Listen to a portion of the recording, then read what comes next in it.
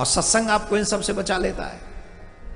तो सभी बच्चों के साथ भगवान सत्संग करते हैं, ब्राह्मणों को बुलाते हैं, कथा सुनते हैं और बच्चों के साथ बैठकर, ब्राह्मण देवता ऊंचे सिंहासन पर बैठे हैं और श्रोता बन के ठाकुर जी नीचे पृथ्वी पर आसन डालकर अपने बच्चों के साथ, अपनी देवियों के साथ कथा सुनते हैं।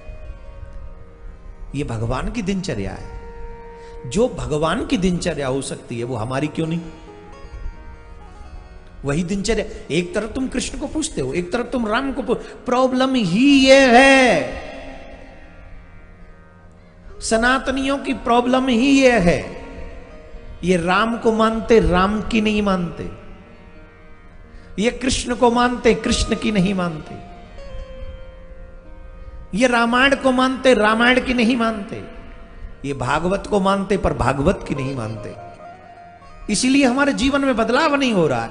मैं कहता हूं राम को मत मानो पर राम की मानो, कृष्ण को मत मानो पर कृष्ण की मानो, रामायण को मत मानो पर रामायण की मानो, भागवत को चाहे मत मानो पर भागवत की मानो। ये मोस्ट इंपॉर्टेंट। तुम राम की मानोगे तो हर एक बेटा राम बन जाएगा और हर एक बेटी सीता, हर एक भाई लक्ष्मण भरत शत्रुघ्न बन जाएंगे। कब? जब राम की मानोगे। रामायण को मानते हो, मंदिर में धर दिया, पढ़ना कभी नहीं। और रामायण में धरी धरी रामायण, मंदिर में धरी रामायण तुम्हारा भला नहीं करने वाली है। अधिकांश सनातनियों के घरों में रखी हुई रामायण का पन्ना खोलने वाला कोई नहीं, उसे पढ़ने वाला कोई नहीं। रामायण को मानते इसलिए मंदिर में रखी है, भागवत को मानते इसलिए मंदिर में रखी है। एक बाकायदा लाल कपड़े में बांध के आरती भी चलती है सुबह से। मानते ना रामायण को, भागवत को, महाराज मंदिर में रखी है, लेकिन मानते नहीं है रामायण की और भागवत की, इसलिए पढ़ते नहीं है, इसलिए जीवन में उतारते नहीं है। और इसीलिए तो परम पिता से प्यार नहीं, शुद्ध रहा व्यवहार नहीं, इसीलिए तो आज देख लो सुखी कोई परिवार नहीं, इसीलिए तो आज देख लो सुखी कोई परिवार नहीं।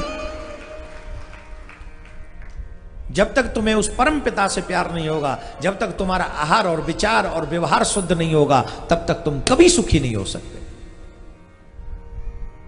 तुमको सुखी होने के लिए बहुत ज्यादा जरूरत है तुम्हारा आहार शुद्ध हो, व्यवहार शुद्ध हो, विचार शुद्ध हो और मेरे ठाकुर जी से, मेरे गोविंद से बेतहा प्यार हो, फिर तुम सुखी हो जाओगे, हमेशा हमेशा के लिए सुखी हो जाओगे।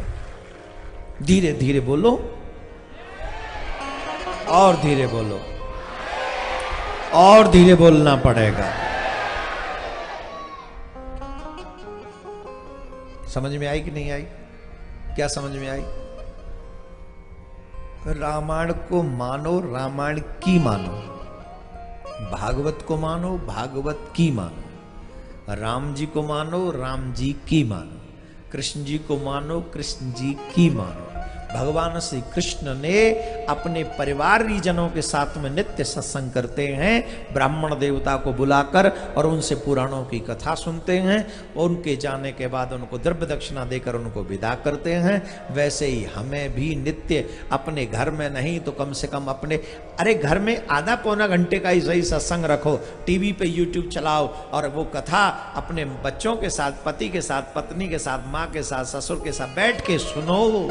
ये समझो कि हमारा घर ही कथा पंडाल है। हम 5-6 श्रोता हैं और नित्य कथा सुनो, चाहे आधा घंटा ही सुनो। सोने से पहले नियम बना लो, खा पी के बैठो सुनने, लेकिन सुनो। क्यों? जिससे आसुरी विचार तुम्हारे घर में प्रवेश न करें, देवीय विचार तुम्हारे घर में बने रहें। चलो मैं आपसे एक बात जानना चाहता हूं, तुम क्या चाहते हो? तुम्हारे घर में आसुरीय विचार रहें कि देवीय विचार रहें?